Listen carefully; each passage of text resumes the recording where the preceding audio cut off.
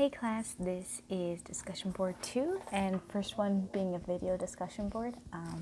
Thank you, Professor, for allowing us to do it this way. This is such a wonderful way to interact with our classmates and to process what we're learning in class. So thank you very much. Today we'll be discussing the 3 different aspects of marriage.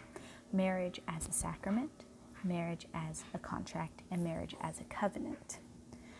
So in our text, marriage as a sacrament. Sacrament is not very commonly used in the Baptist side or non-Catholic, non-Orthodox side of Christianity. And sacrament is like, according to the dictionary, sacrament according to the dictionary, it's like a religious ceremony or act that the Christian church, that Christians do to show the fruit of their salvation. Now, in the Catholic Church, they particularly emphasize mystery. And in a way, I agree with that.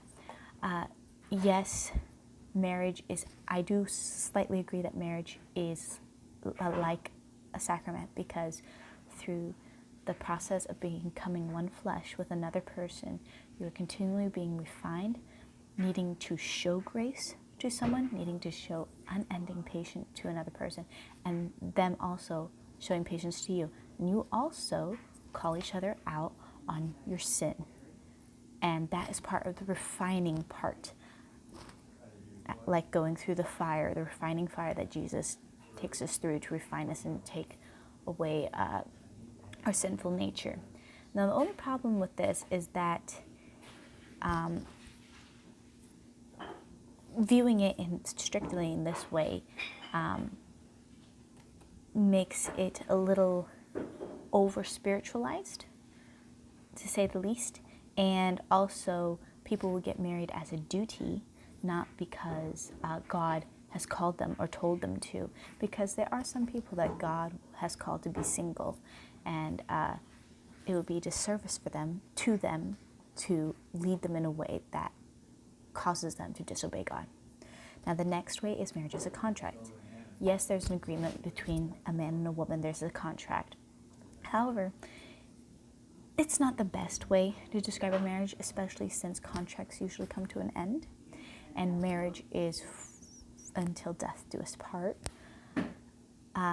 Also, because it is in contract form, it can become very secular, and there can be things in the contract that go against the ways of God, go against biblical scriptures, morals. And also, it can just become very dry and loveless, and it's our duty rather than genuinely caring about the other person. Last, marriage as a covenant. This is, I believe, the better way to describe marriage. Marriage as a covenant, the standards of divine law and God in the Bible, covenantal language that was used in making a covenant between Abraham and his descendants, and the covenants made between people that God gave the blueprint for. It is very obviously used in the way God discusses marriage. In a covenant back in those days was, you walk between a row of cut animals, and the rule is, the agreement is, if I break this covenant, may I die. And that is the way we are supposed to do it. Now, of course, there is grace. There are certain examples where there's an abusive relationship, unfaithful relationship, that would allow for, that may allow for divorce, or at least separation. And yeah, I personally believe that covenant is the best way, because covenant implies that it's permanent, and that it is sacred. But you also, with the contract, what the contract doesn't imply is the intimacy and the sacredness of the marriage and how exclusive it is as well. Now, in my research, I found an article written by Frew, by Michael K. Frew, and he discussed the sacramental side of marriage. And it's interesting because marriage, as it is a command by God, it's one of the commands that is actually a natural part of our economy, because no healthy economy has no people getting married and having children.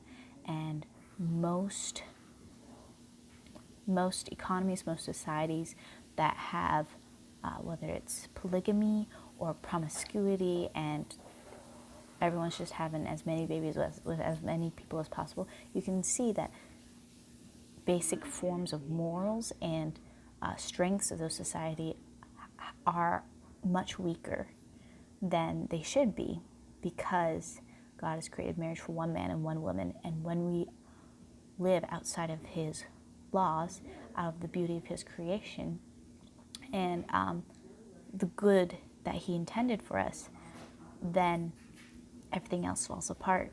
And that's one of the sad things about this. Anyways, I believe that's all I have to say on it. Let me look at the questions. Yeah, so there's always positive and negative sides to everything. I believe I've discussed it, and thank you for watching this video, and I hope you have a blessed day.